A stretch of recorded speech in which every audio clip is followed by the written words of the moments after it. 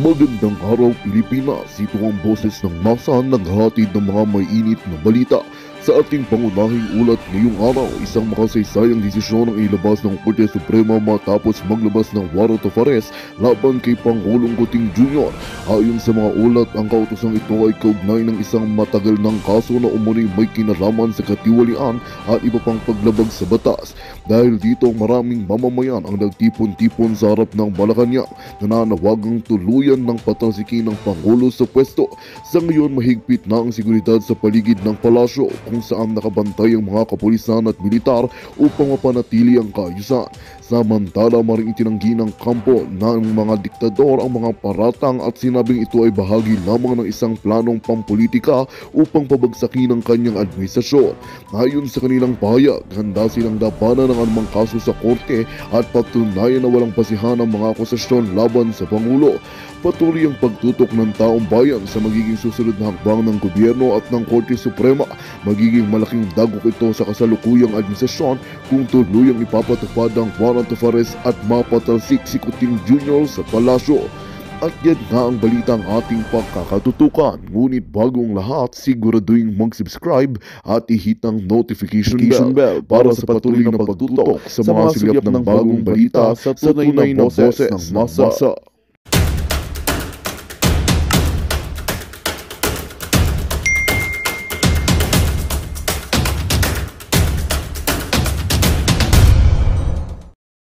Putol ang daliri or yung light muna tayo. Actually, nakakagalit talaga yung ginagawa ng Bangag Administration. Dahil salamat sa Korte Suprema na kung saan nagkaroon sila ng oral arguments na napatunayan ng ating mga kababayan, ng ating mga palangga na tama, okay? Tama yung ating mga magigiting na abogado, right? Mga nakikipaglaban dito sa national budget na dinorobo ng bangag na administrasyon na ito. At katulad na nga lang, ayan, na-miss ko to i-promote. Si Attorney Vic Rodriguez, I miss you. O, di ba? Na-miss ko ang kanya mga sorties, pero nagbabalik ako.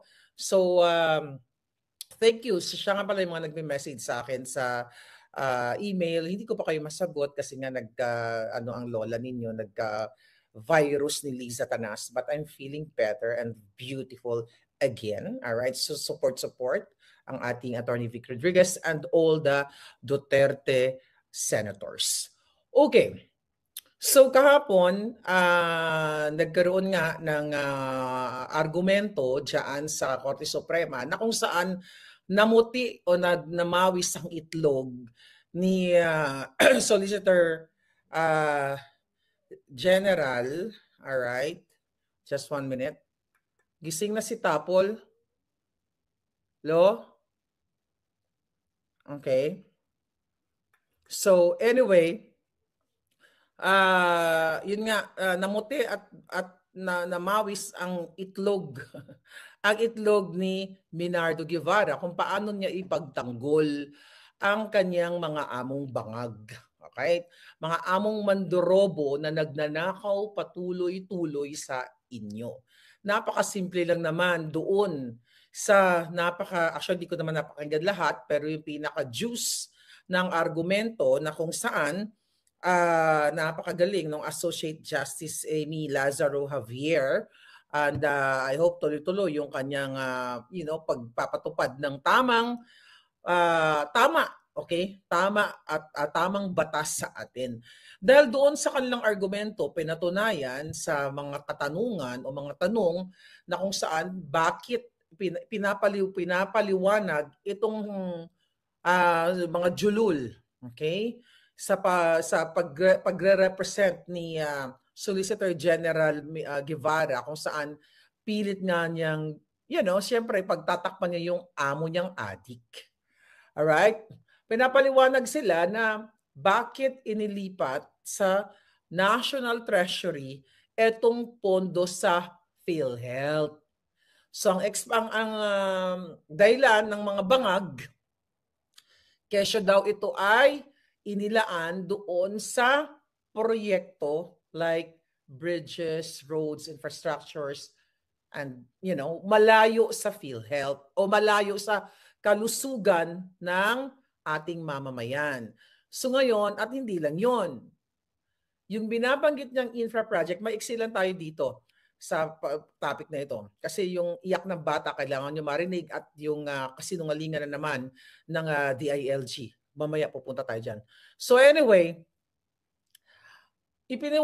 sinabi doon at inamin din mismo nitong Solicitor General na meron namang, kumbaga, funded na yung particular infrastructure na sinasabi nilang magpapatay ng mga tulay o kung ano mga buildings, at yun ay yung budget doon ay na-loan na nga natin, naiutang na natin sa Korean people. Alright? So doon pinapapaliwanag itong Julul na ito, bakit kailangan ilipat ang pondo ng PhilHealth doon sa infra projects na yon, fully funded, meaning 100% funded na yung yung proyekto na yon. 'Di ba? Tapos ang sinasabi nitong Guevara, discretion daw yun, wisdom daw yun ng Congress kung saan nila i-allocate yung mga kaputahang budget. But anyway, napakasimple lang, kahit grade 1, grade 2, grade 3. Ang budget ng PhilHealth, ang pera ng PhilHealth na ipinapaliwanag lagi ni Attorney Vic, nila Kong Ungab nila at nila Pangulong Duterte, ang mga grupo nila, pinapaliwanag na ang PhilHealth ay para sa pangkalusugan ng pangkalahatang mamamayang Pilipino. Meaning, ayon sa ating batas na ipiniliwanag ng mga magagaling na abogado, nakasaad na ang contribution ninyo sa PhilHealth at ang mga sin taxes mula sa tobacco, sugar, ay dapat mapunta sa PhilHealth, part of it, percentage of it. Okay? Hindi pwedeng mapunta kung saan-saan. So dyan pa lang mga kababayan, last year na tayo, nagsasabi dyan na bakit inilipat ng bangag na administrasyon ang pera ninyo dyan sa PhilHealth na yan, sa infrastructure na never ever, eto pa nga never ever pa nag-start yung sinasabi nilang infra project na yan. Imagine mo, pinautang na tayo ng Korean government or Korean people, I think that was private bank, okay? But anyway, para pondohan yung infra projects na yun. Pero ni isang pinatayo na haligi, hindi pa nasisimulan. May pera na ayaw pa simulan, tapos kinuha pa ang pera ninyo para doon kunwari. So ngayon, pinapasuka sa kanila kung saan napunta yung pera ng PhilHealth. Imagine nyo mga palangga, ang daming nangamatay na mga kamag-anak ninyo. Tinatanggihan ng doktor, bago kayo papasukin sa ospital, pinapabili kayo ng gasa, ng kung ano-anong, IV, ganitong gamot, bago gamutin ng mga talipandas na mga tiwaling doktor. Di ba? Pero may billions of money ang taong bayan para sana madugtungan ang buhay ng mga minamahal niyo sa buhay. Kaya nga, tanga ka na lang talaga kung sumusuporta ka pa sa bangag na administrasyon na ito. Talagang ang utak mo, bangag, nilamon na ng pulboron ang mga utak ninyo kung hindi kayo maninindigan sa ginagawang kababuyan ng hinayupak na Marcos Jr., Liza Canas, Tambaloslos Romualdez at lahat ng mga kasabwat niya sa TRICOM, sa Quadcom, yung mga ng jutang ginimis na mga hinayupak na yan, binababoy kayo. Tanga pa rin kayo. Hindi yung mga palangga ko Bangag pa rin kayo. Umaasa pa rin kayo sa sinungalingan niya na 20 pesos per kilo bigas. Umaasa pa rin kayo o nagtatanga-tangahan kayo? And now the 2025 budget na 70+% of it na disbursed na. I think sa Friday, narinig ko sa statement ni Attorney Vic Rodriguez, dahil naghumingi ng palugit na 5 araw ang mga buwakan ng GNMS na mga abusadong mandorobo na mga kasabwat ni Marcos Jr., nanghihingi ng 5 araw para magsumiti sila doon sa hinihingi ng Korte Suprema na inireklamo nila Kong Ungab, Attorney Vic, and the rest of the gang na magpaliwanag ang mga hinayupak kung bakit binakante yung 28 pages or line items doon sa bicameral report na umabot sa multi-billion pesos. Last year, yan yung PhilHealth. Now, this year, 2025, zero budget ang PhilHealth. Then, na-discover na dinorobo nila, di ba? Finil-upan nila yung mga line items na yon doon na sa GAA o sa nung pinasa na ni Bangag ang 2025 budget. Kaya tagal ako mga buwaka ng inang mga hinayupak na yan. Dapat nga kayo magalit eh. Sa totoo lang. Dapat kayo magalit na mga OFW, kayong mga nasa Pilipinas, dahil kayo ang diretsahang aapektuhan nito. Kami dito sa iba't ibang bansa na maganda, kahit papaano, may mga healthcare, maganda yung mga healthcare system ng mga bansa. Hindi naman kami apektado. Actually, hindi ako apektado dito sa pinagnangak-ngak ko. Hindi ko nga alam, baka hanggang ngayon, nanlilisik pa ang mga mata ko sa mga buwakan ng GNMS na ito. You have to do your job. Your duty para sa inyong bayan. Kayong mga supot na mga military, mga police, nandyan na pinipilit kayo mag-like, subscribe sa mga posting ng kaputahan ng PNP na yan. Recently, yung nahuli dyan na mga na convoy ni Marbil diyan sa bus lane. Panibagong pandorobo, pang-abuso sa kapangyarihan na hindi dapat dumaan dyan ang mga demonyong katulad ni Marbil at ng kanyang mga tauhan na wala namang emergency or importanteng talagang, importanteng mga pangyayari na may kinalaman, let's say sa seguridad ng ating pamayanan. Diba? Wala naman. At nakita ninyo yung viral na yan eh. Nakita ninyo yung magaling na MMDA na kung saan maririnig mo sa sinabi nitong officer na to, sino ba pangalan nun ng MMDA officer na yon, na hindi niya pinahihintulutan yung pang-aabuso ng grupo ni PNP Chief Marbil na sinasabi niya na ang pagdudroga o pagpupulburon it's okay lang kasi para ma-extend yung time ng extend ka ng oras para makapagtrabaho ka. Di ba mga juang, mga addictus? So nahuli. At I hope hindi nila tanggalin yung MMDA na yan na kung saan lamang pinapatupad niya yung kanyang mandato, sabi nga niya. At sinasabi nitong MMDA na talking to this crooked PNPs na, sir, alam naman ninyo na hindi kayo pwedeng dumaan dito, na 5 lang ang pwedeng dumaan na mga personalidad, presidente, at, at iba pa. Then, kung may emergency, dapat nagkaroon kayo ng coordination sa amin kung meron emergency. Later on, dahil nasukol na mga buwaka ng ina, Marbil ka nga, inayupak. Naglabas sila ng statement, mga kababayan, na kesyo, tignan natin. Alright, ayan, medyo ganun natin yung basa para mabasa ko. Ang sabi ng hinayupak, mayroon daw emergency. Sabi ni Marbil kahapon kasi, there was an emergency and there was an issue that we have to resolve. Kaya, the SILG will announce yung accomplishment kagabi.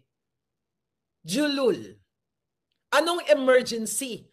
Maybe, itong sinasabi niyang emergency, gawa-gawa niya, na kasinungalingan related to the kidnapping issue. At sabi ko nga, pupunta tayo. Maganda to, dugdong-dugdong tong ating pag-uusapan. Ang sabi ni Marbil, kasi sabi niya, kaya the SILG will announce yung accomplishment kagabi. Kagabi, I think 6 hours ago, dyan sa Palapi. This was kagabi. Okay. Sabi ni Marbil, kailangan yung presensya ng pulis namin na higher ups. Okay, wala daw siya doon. Kasi nga, nag-close door meeting and something happened sa operation last night. Pinagloloko kayo nito. Kung merong ganitong emergency, dapat may coordination. Dapat alam nitong MMDA officer na yon ahead of time. Pero ito ay palusot lamang na mga abusadong mandorobo katulad ni Marbil na buwaka ng ina. Kita ninyo? Yung kahayupan ng mga inayupak na ito. Tangina. Kulang ang lahat ng mura dito.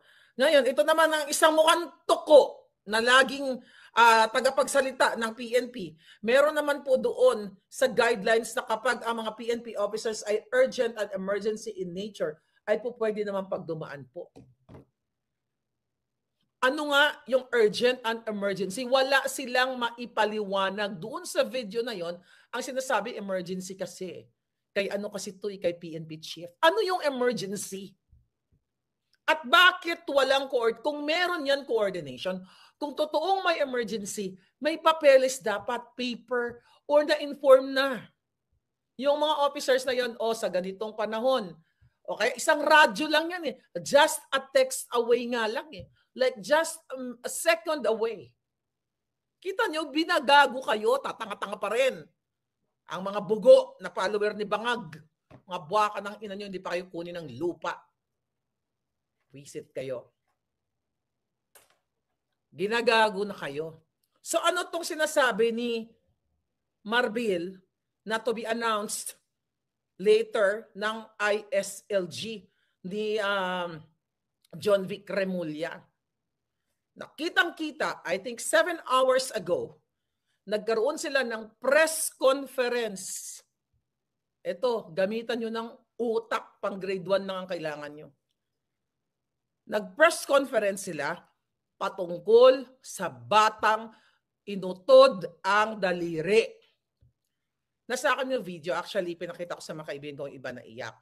Actually, hindi ko siya kayang tignan, pero ipaparinig ko sa inyo ang iyak ng batang 14 anyos na kinidnap ng ayon dito sa gobyerno ni Bangag through John Vic Remulla, na ito daw ang batang kinidnap ay anak ng dating Pogo operators.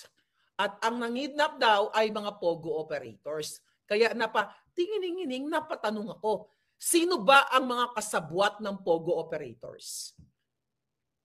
Si Lisa Tanas at si Bangag, remember my expose na tinapatan ni who's that guy? My God. Kim Wong. Tinapatan ni Kim Wong yung total of 750 million pesos na campaign fund during 2022 para ialay sa kipay ni Lisa Tanas at sa pototoy na makyoho ni Bangag. Remember that expose? So nung narinig ko dito sa press conference ni John Vic Remulla na ito ay may kaugnayan sa Pogo, so maaring si Lisa Tanas ang nasa likod ng pangingidnap na ito. Dahil may ano na yan eh, may president na yan na nangidnap si Lisa Tanas. Yung buwaka ng inang babaeng yan at si Bangag Jr. nangidnap ng 2 bata mula sa Turkey. At abangan nyo pa rin ang video, or just waiting for the right time. Okay? Pero tapos ng video. Interview ko kay distressed mother. Balik tayo dito. Kay Remulla. Okay? Mga palangga, Feb 23, nung natanggap ko yung mensahe. Anong petsa na ngayon dyan sa Pilipinas? 26 na ba dyan sa inyo? Kasi 26 na dito. Teka. Okay, 26 na. Di ba? Madaling araw. Umaga actually. Feb 23, nung inilabas ko itong video, post na may kinidnap na bata from the British School of Manila. Okay? Tignan natin. Pakita ko lang yung date. Ito na siya. Tignan natin. Okay. Okay. So, nakikita yung pangalan niya. Patakin natin yung pangalan niya. Dali lang. Okay, February 23. Anyway, basta, February 23. Baka mapatay pa ng mga putang inang ito. So, February 23, nung ipinakita ko sa inyo, itong nag-viral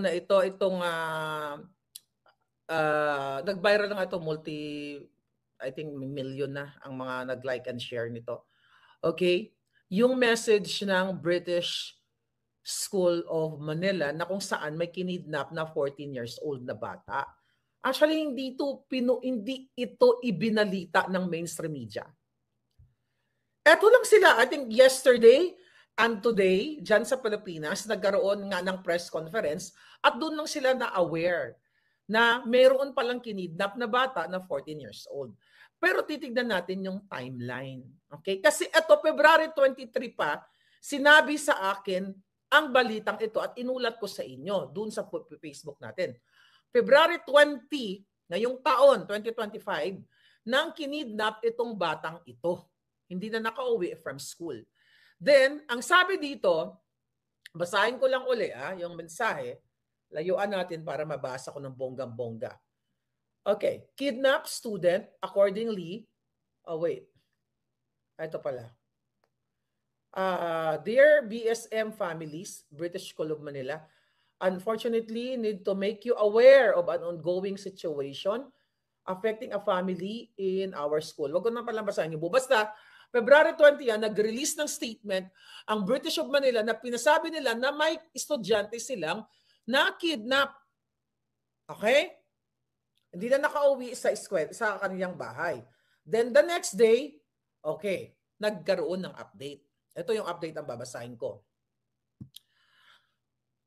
Okay. Forwarded messages. Kidnapped student accordingly was a certain Andy 1. Okay. 14 years from McKinley East BBC. He was accordingly kidnapped last Feb 20 and was reported to authorities last Feb 2021. The Starex van of the victim was found. Kailan ko basahin ito para makita niyo yung timeline? Found in Bulacan with still unverified report that the driver is already dead. 7 hours ago, sinabi ni Remulla na murder itong, kasi allegedly pa lang dito, na murder talaga yung driver. Still for confirmation daw. Ransom being demanded accordingly is $20 million.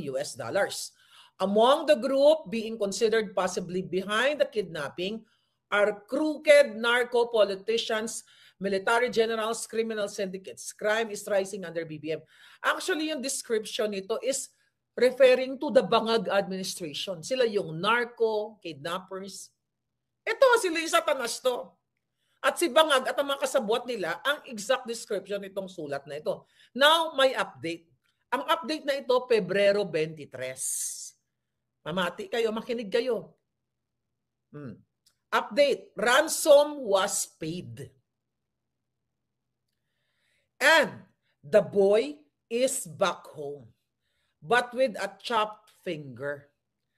February 23, tandaan nyo, February 23. Ngayon, labag man sa kalooban ko, baka maiyak talaga kayo, ayoko nga panoorin, pero gusto ko ipakita sa inyo dahil parang binabrush off lang o hindi binibigyan ng halaga ng gobyerno ni Bangag through John Vic Remulla ang pag-utod sa daliri ng batang ito. Ito yung video. Hindi ko pwede ipakita sa inyo yung video kasi mayayari tayo. Pero gusto ko iparinig sa inyo kung paano ang siyag, ang iyak ng batang 14 years old na pinutol ang daliri para humingi ng $20 million sa kanyang mga magulang. Listen to this. Hindi ko pa panoorin kasi naiyak na ako dito.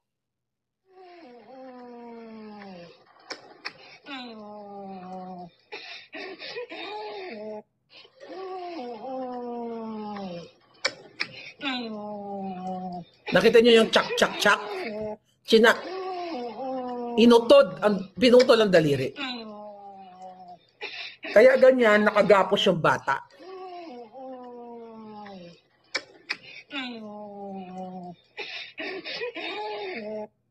Namnamin nyo ang iyak ng batang ito. Habang umiiyak siya, video yan. Pinuputol ng mga demonyo ang kanyang daliri.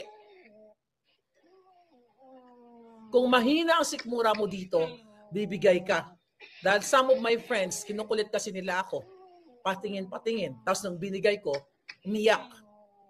Natatakot sila ngayon sa kanilang mga anak dyan sa Pilipinas. Klak. Daliri yun. Tsak. Tama na. Torture na sa atin lahat. Ngayon, yung video na yan, February 23. Nag-statement ngayon, ang 7 hours ago, baka more than na, dyan sa presidential communication.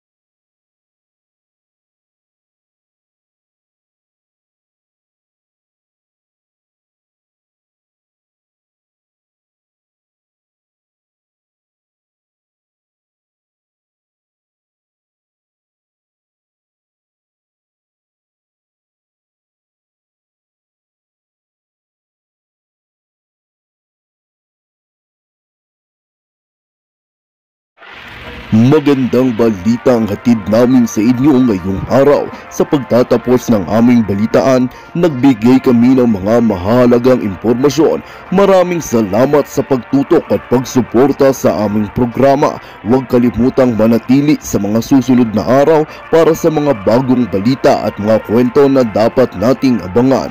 Mula sa Boses ng Masa, magandang araw Pilipinas!